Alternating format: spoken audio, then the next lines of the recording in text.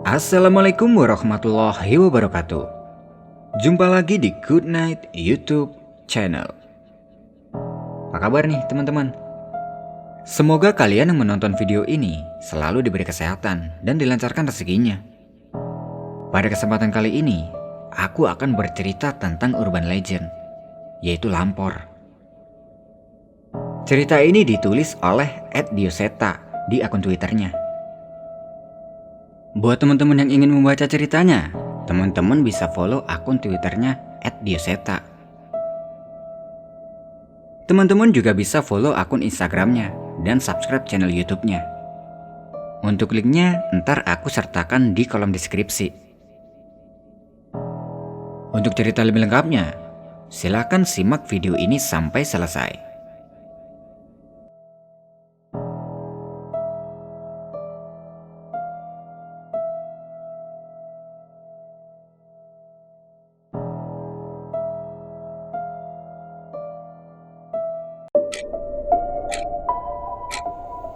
Good night.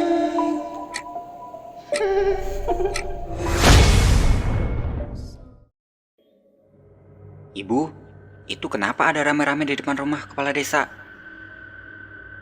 Tanyaku pada ibu saat melewati rumah bapak kepala desa sepulang dari pasar.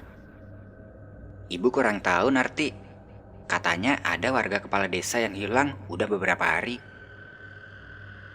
Jawab ibu kepadaku. Kami berjalan melewati rumah kepala desa tanpa mencari tahu. Padahal, aku benar-benar penasaran dengan apa yang terjadi. Sesampainya di rumah, terlihat bapak juga baru pulang dari menjual hasil kebun di kota sebelah. Bapak udah sampai? Capek ya? Mau Narti bikinin minum apa, Pak? Tawarku pada bapak. Iya, bikinin kopi hitam aja. Ini ada oleh-oleh buat kamu. Jawab bapak sambil memberikan sebuah kantong kresek dari tangannya. Aku segera masuk ke dalam rumah dan membuat kopi hitam untuk bapak. Dari dapur, terdengar suara pembincangan antara bapak dan ibu. Bu, benar Pak Supari hilang. Cerita dari warga sih begitu, Pak. Bapak kan temannya. Beneran nggak tahu, Pak, dia kemana. Terakhir ketemu bapak sekitar 3 hari yang lalu. Habis itu bapak udah gak dengar kabarnya lagi.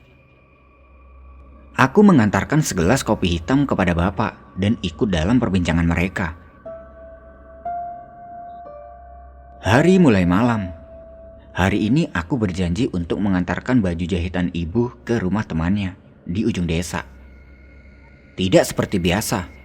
Jalanan di sekitar desa sudah sangat sepi. Padahal azan maghrib baru saja berlalu. Hembusan angin dingin yang cukup besar meniup dari belakang leherku. Rasa menggigil yang tidak bisa kurasakan di seluruh tubuh. Pantas saja warga mengurung diri di rumah. Mungkin karena anginnya sedang besar. Aku meneruskan perjalananku hingga sampai ke rumah salah satu pelanggan ibuku. Rumahnya terlihat sepi. Namun aku tetap berjalan melewati halaman rumahnya dan mulai mengetuk pintu rumahnya. Namun tidak ada yang merespon. Dari jendela, terlihat ada aktivitas di dalam rumah. Namun mengapa mereka tidak membukakan pintu? Aku mengetuk lagi lebih keras, namun kali ini dengan teriakan. Ibu, permisi Bu, Narti mau nganterin jahitan. Kali ini tidak menunggu lama, teman ibuku membukakan pintu. Ya ampun Narti, kenapa nggak besok aja? Sambutnya dengan muka yang terlihat agak pucat. Iya nggak apa-apa Bu, besok kan Narti sibuk bantuin bapak lagi. Aduh, jangan keluar malam-malam dulu ya Dek Narti. Tadi Pak Kades ngomong, semalam ada warga yang melihat keranda terbang di sekitar desa. Ceritanya kepadaku. Mataku merengut sedikit tidak percaya dengan apa yang kudengar tadi. Keranda terbang, Bu. Serem banget. Kok nggak ada yang ngasih tahu? Ucapku yang mulai sadar penyebab sepinya desa malam ini. Tadi di rumah Pak Kades ada cerita, makanya ibu nggak berani buka pintu tadi. Mungkin ntar kalau emang udah terbukti, Pak Kades baru ngumumin ke warga. Ya udah deh Bu, Narti pamit dulu ya sebelum tambah malam. Pamitku pada ibu itu. Cerita dari teman ibu itu cukup membuatku merinding. Hembusan angin dingin yang kurasakan tadi semakin membuatku tidak nyaman. Aku berjalan dengan sedikit lebih cepat menuju ke rumah. Namun, sebelum sampai di persimpangan, samar-samar terlihat ada bayangan hitam yang bergerak dari arah jalan itu. Seharusnya bayangan manusia tidak akan sebesar itu. Selangkah demi selangkah, aku tetap mendekat ke persimpangan. Karena memang itu adalah jalan tercepat menuju ke rumahku. Bayangan itu terlihat bergoyang-goyang seperti gerakan pohon besar yang tertiup angin. Aku mencoba mengintip dan mencari tahu sumber dari bayangan itu. Namun, yang kutemukan sungguh mengerikan. Jalanku pulang dihadang oleh sosok makhluk besar dengan rambut panjang yang acak-acakan. Wajahnya menyerupai nenek-nenek yang sudah berumur ratusan tahun dengan payudara yang menggelambir. Kakiku lemas, tubuhku terjatuh. Seluruh tubuhku merinding melihat makhluk itu. Itu wewe gombel. Aku tahu ciri-ciri makhluk itu. Melihat sebuah pergerakan, makhluk itu menoleh dan mulai menyadari keberadaanku. Perlahan, setan itu melangkah dan berjalan ke arahku. Air mata dan keringat menetes di seluruh tubuhku. Namun aku harus segera meninggalkan tempat ini. Aku memaksakan kakiku untuk berdiri dan berlari secepat mungkin ke rumah warga terdekat. Tolong! Tolong! Teriakku sambil mengetuk pintu, namun tidak ada yang membukakan. Ku coba mengetuk sekali lagi dan sekeras mungkin, dan hasilnya sama saja. Bayangan makhluk itu semakin dekat. Aku memutuskan untuk berlari memutar ke arah rumahku. Sepanjang jalan, angin berhembus kencang. Namun aku berlari dan terus berlari tanpa menoleh ke belakang. Sesampai di rumah, aku membuka pintu dengan tergesa-gesa hingga terduduk di lantai dengan wajahku yang pucat. Ibu yang melihatku langsung menghampiriku. Ya ampun Narti, kamu kenapa? Tanya ibu sambil melap keringat yang bercucuran di wajahku. Itu Bu, Narti ngelihat wewe gombel. Jawabku kepada ibu dengan wajah yang terengah-engah. Ibu membuka pintu dan mengecek kondisi di luar. Gak ada apa-apa Narti, yang benar kamu. Tanya ibu dengan tidak percaya. Aku tidak menjawab, aku hanya mencoba mengatur nafasku untuk kembali pulih. Ya udah, ibu ambilin minum ya. Habis itu mandi lagi sana, biar nggak ada yang nempel. Perintah ibu kepadaku. Aku meminum secangkir teh hangat dan segera mandi sesuai perintah ibu.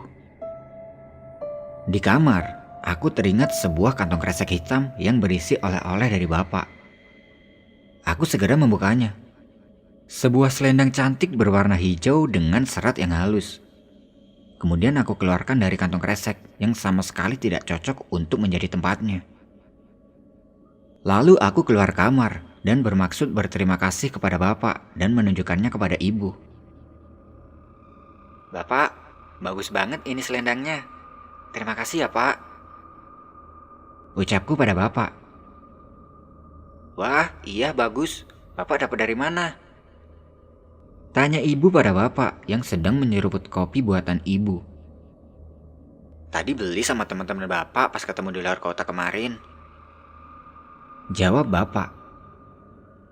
Aku mencoba selendang itu. Namun, entah mengapa ada rasa yang tidak dapat kujelaskan saat mengenakan selendang ini. Hari semakin malam. Setelah kejadian tadi, aku cukup lelah dan mencoba untuk tidur lebih cepat. Dan tanpa sadar, selendang pemberian dari bapak masih tergenggam di tanganku. Dalam tidurku, aku bermimpi melihat ular dan tidak hanya ada satu. Sekumpulan ular itu terlihat mendekatiku. Entah mereka datang dari mana. Satu persatu ular-ular itu menghampiriku dan melilit tubuhku. Aku mencoba berteriak, namun sepertinya tidak ada yang mendengar. Tolong! Tolong! Namun seekor ular mulai menegakkan tubuhnya dan bersiap menyerangku. Narti! Bangun, Narti! Suara ibu terdengar dan membangunkanku dari mimpi burukku tadi. Aku tidak berbicara sama sekali dan hanya memeluk ibu. Narti mimpi buruk ya? Mau ibu temenin? Aku hanya menggelengkan kepala menjawab pertanyaan ibu. Ya udah, ambil air minum dulu sana, biar gak balik lagi mimpinya. Perintah ibu kepadaku. Ibu melepaskan pelukannya dan membiarkanku berjalan ke dapur. Namun, perlahan terdengar suara ketukan di pintu rumah. Karena suaranya pelan, aku tidak menghiraukan dan tetap berjalan ke arah dapur. Lagi pula ini tengah malam. Siapa juga yang ingin bertamu di jam segini? Pikirku. Sekali lagi, terdengar ada suara ketukan. Namun kali ini terdengar lebih jelas, seperti seorang yang sedang marah. Bapak dan ibu yang merasa kaget terbangun dan berjalan keluar untuk membukakan pintu. Keanehan ini membuatku teringat akan cerita teman ibu tadi mengenai keranda terbang. Bapak, ibu, jangan dibuka. Teriakku sambil berlari menghampiri mereka. Namun terlambat, bapak sudah membuka pintu itu. Hembusan angin dingin memasuki ruangan. Aku menghampiri mereka dan mencoba melihat keluar. Namun tidak ada siapapun di sana. Bapak bersiap menutup pintu dan kembali ke kamar. Namun, mendadak lampu rumah berkedip dan tidak beraturan. Sesosok makhluk besar terlihat berdiri di belakang kami. Setan wanita berwajah tua dengan borok hampir di seluruh kulitnya dan payudara yang menggelambir. Persis dengan yang kutemui tadi, terlihat di hadapan kami. Wajah bapak dan ibu terlihat pucat. Makhluk itu mendekat menghampiri kami. Aku melemparkan semua benda yang bisa kuraih ke makhluk itu. Namun setan itu tidak bergeming. Tidak lama setelah itu, setan itu menghampiriku.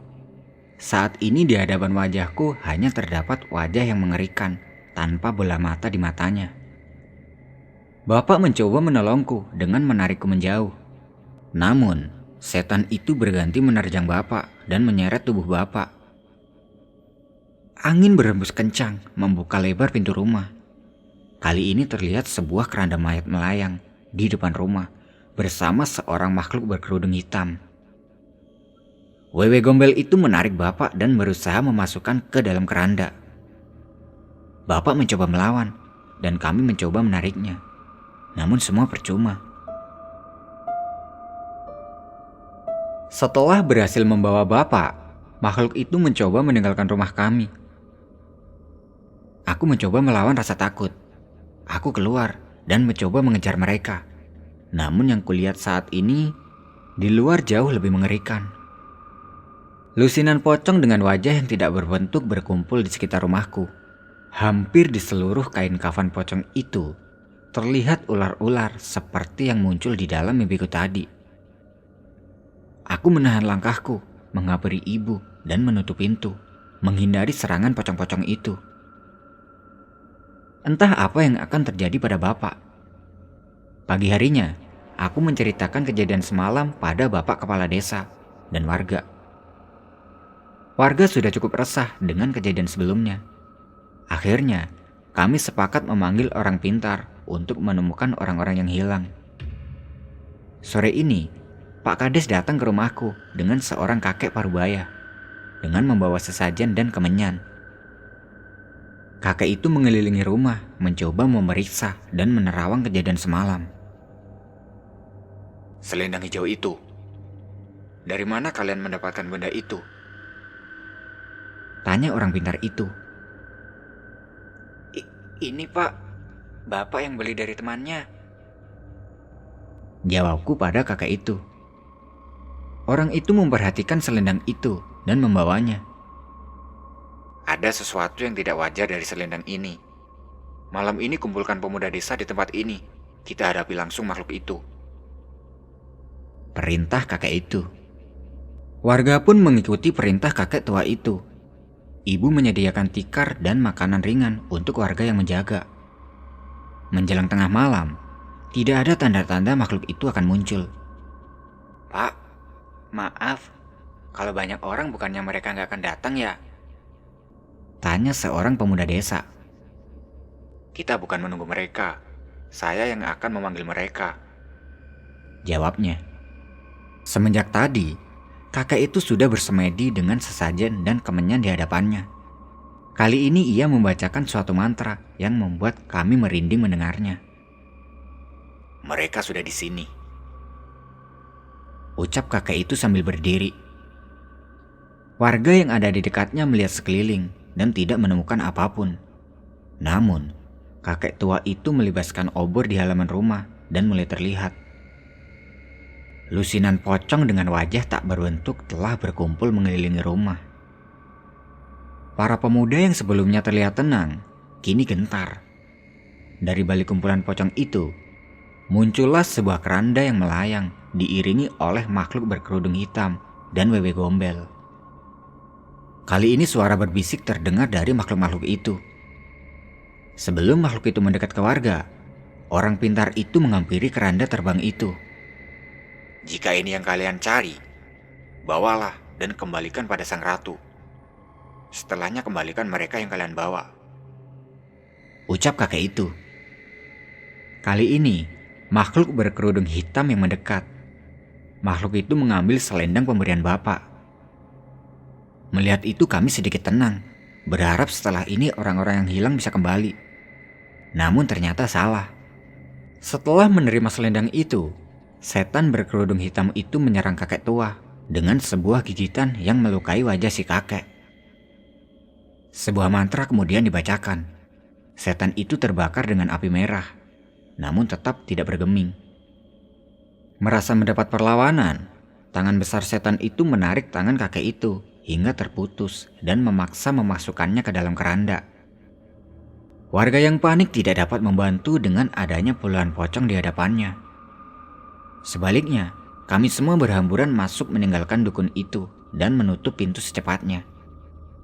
Suara ramai terdengar menjauh, seolah rombongan setan itu sudah pergi. Warga yang putus asa hanya bisa menunggu sampai pagi dan membubarkan diri. Setelah kejadian semalam, keadaan desa semakin mencekam. Setelah azan maghrib, tidak ada warga yang berani keluar rumah. Setiap malam warga menutup pintu rumah dan tidak ada yang membuka pintu bila ada ketukan di tengah malam. Pernah ada warga yang membuka pintu karena merasa ada tamu yang butuh bantuan. Namun, dia berakhir tragis. Orang itu meninggal dengan penyakit yang tidak diketahui penyebabnya. Suatu ketika, seorang ustadz kenalan seorang warga sedang mampir ke desa. Ustadz desa itu merasakan ada yang aneh di desa ini. Dengan sedikit paksaan, warga menceritakan dengan jujur saat memanggil orang pintar untuk mengusir setan yang meneror desa ini. Akhirnya ia memanggil teman-teman pesantrennya dan mengadakan pengajian tiap malam. Awalnya, warga takut untuk mengikuti. Namun melihat semua warga yang ikut pengajian ternyata aman dari serangan makhluk itu, akhirnya seluruh warga ikut bergabung. Di hari ketiga, bapak ditemukan muncul dari pepohonan di pinggir desa dengan kondisi linglung dan tidak ingat dengan dirinya. Pak Ustadz berpesan agar kami rajin membaca ayat-ayat suci untuk bapak, untuk menghilangkan pengaruh setan-setan itu dari bapak. Hingga sekarang, warga lain dan orang pintar yang hilang tidak pernah ditemukan. Namun, suasana desa tidak lagi mencekam. Warga sudah berani beraktivitas seperti biasa. Jangan pernah bernegosiasi dengan roh jahat. Kuatkan iman kalian. Manusia adalah makhluk yang paling mulia. Tak sepatutnya kita merendahkan diri di hadapan makhluk-makhluk itu. Pesan dari Pak Ustadz menyadarkan kesalahan kami dengan mengundang dukun yang akhirnya semakin berakibat buruk pada desa ini. Saat berniat meninggalkan desa, sang Ustadz memerintahkan pada warga untuk meneruskan pengajian di desa agar tidak ada niat-niat jahat dari setan-setan tersebut untuk menyerang desa kami lagi. Nah, itu tadi adalah cerita tentang urban legend yang sudah ditulis oleh Deseta di akun Twitternya. Terima kasih buat teman-teman yang sudah menyimak cerita ini sampai selesai. Aku pamit undur diri dulu ya. Good night and see you next time.